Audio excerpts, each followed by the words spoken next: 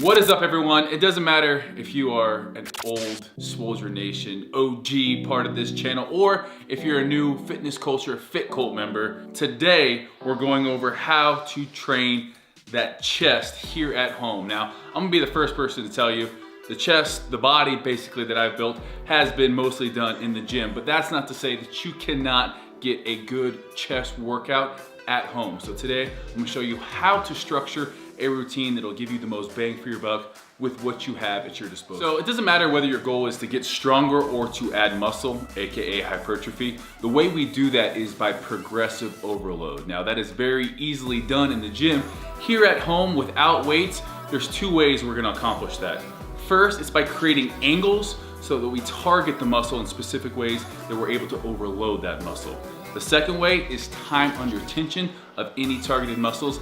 That way we're really tearing down muscle fibers, leading to that hypertrophy. With the movements we're doing today, you guys need to know that we can't really prescribe you a set number of reps because we don't know what you're capable of here. But in the Fitness Culture app, the key thing is that we're gonna be progressing from week to week. So that's when you enter in all of the reps you do if you're in the gym or even at home, and then you build upon that. So with today, we're really gonna be shooting for right around that 10 to 12, but if you can do more, it's time then to make that exercise harder by either increasing that time under tension or adding maybe a backpack or elevating your feet. So with what we're doing today, again, we're really focusing on being able to progress in the future weeks to come. So you need to go to failure or close to failure depending upon what we're doing today. So today's workout, what we've done is we've programmed this routine designed to have the most difficult movement at the start. Now, what we're doing by making sure we do the most difficult movement first is we're almost pre-exhausting. So we're gonna start off with a plyo push-up. This is gonna really overload that chest. And then from there, we're gonna subsequently follow with easier movement. So it's almost like extending the set, but we're making sure that we're hitting the chest with a variety of movements, with a variety of angles. So we're training the upper chest, the lower chest, the inner chest. And you're gonna see that even though it's supposed to get easier, you'll still stick basically within that rep range to failure because we're only giving you a certain period of rest time that really is gonna keep you working throughout the entire giant set.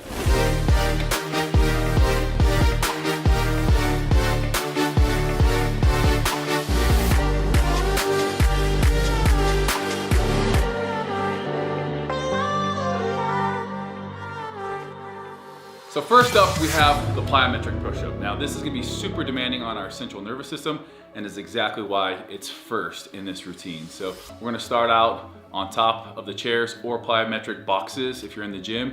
And pretty much what we're gonna be doing is dropping down to our chest. Now, because we're dropping down, we're gonna elicit a lot of motor units in that, high threshold motor units, to catch ourselves, not allowing our face to smack the ground, and then to explode back up onto the boxes. So, first movement, we've set up our chairs shoulder width apart. We're gonna set up, feet on the ground in a nice upright push-up position. From here, we're just gonna drop. Boom, catching ourselves and exploding back up onto the chairs.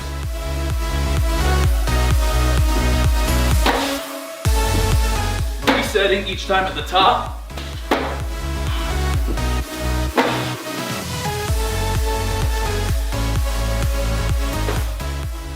Full range of motion as well.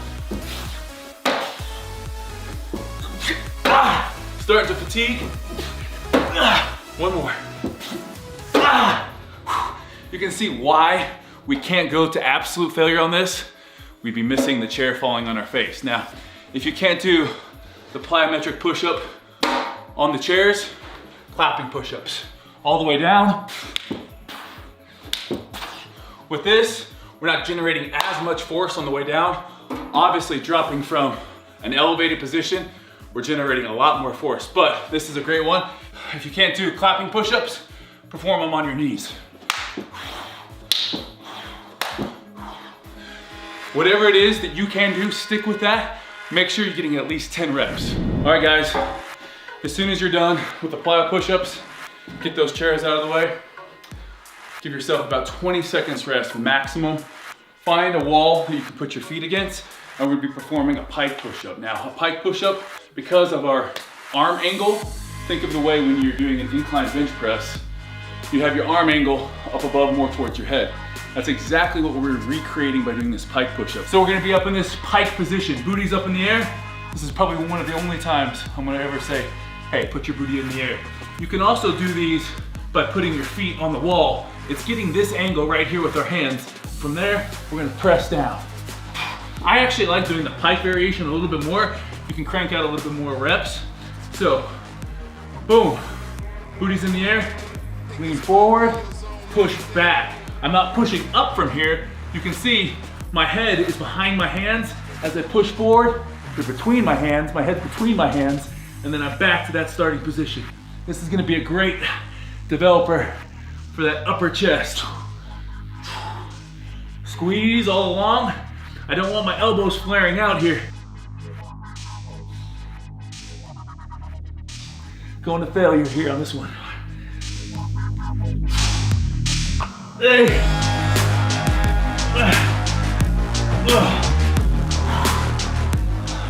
Leave that upper chest feeling like you just got done doing an incline dumbbell press.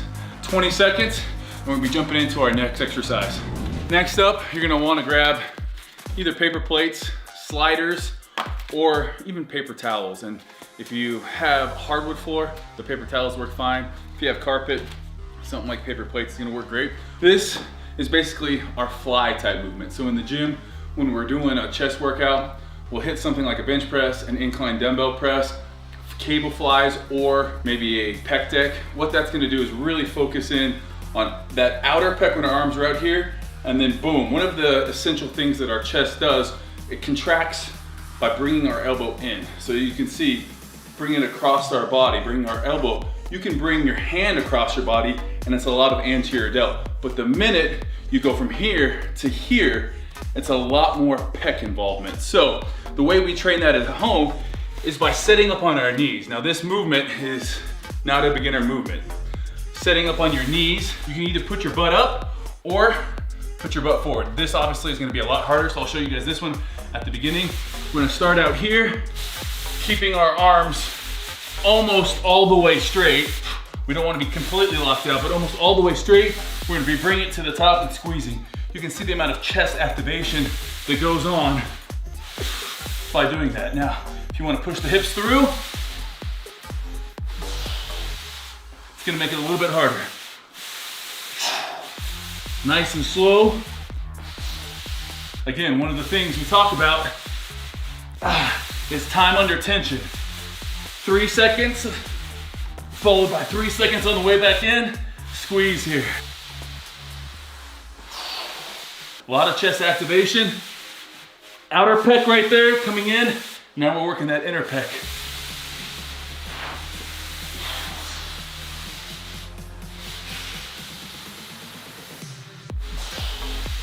Also, mind-muscle connection. If I start doing this, a lot of anterior delts taking over. So when I say mind-muscle connection, it's getting in this position, slight bend in the arms all the way out, coming back up, using just the chest. And that's it. Again, when people talk about mind-muscle connection, it's great to have, but there's a purpose to it. That mind-muscle connection allows us to stay using that pec. We feel it all of a sudden when our triceps take over, or if our anterior delt, like in this exercise, takes over. You need to make sure you keep that posture and that squeeze. Doing that will make sure mind-muscle connection, you're using your chest, and that's what we're working here. 20 seconds rest, you're back in it. We're gonna be doing our chair dips here. So it's gonna be a little bit different if you've never done this at home. It's gonna be targeting our lower chest. We've worked that upper chest, we're now working that lower chest. So just like we talked about that pike push-up and chest activations, the way these muscle fibers run, with a decline, we need to have our arms, if you think about a decline bench or a dip, everything is gonna be here for that lower chest. So the way we're gonna make sure we have the most activation is by trying to resemble that at home. We're gonna set up on our chairs a little bit more narrow than we had them for the plyo push-ups. This is our end position. And we're gonna start off with our head between the chairs. As we push up, our feet are just dead weight. They're just added resistance that we slide on the carpet. But you're gonna feel it here, pressing up.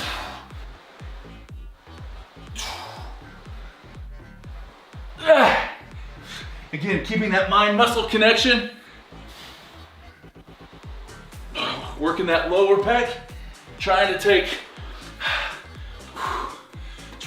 that anterior delt out of it by making sure we're in proper anatomical position. As we come up, I'm not here, keeping that chest nice and tight, scooping, squeezing, back down. Last one. Again, when I say to failure, it's failure with perfect form. Otherwise, we're gonna be using all of those triceps. We're gonna be locking out here, doing this. These types of movements, when we're really looking to target a more specific area, you gotta make sure that you're using the right angles, creating that tension, creating that angle to where we're utilizing our lower pec.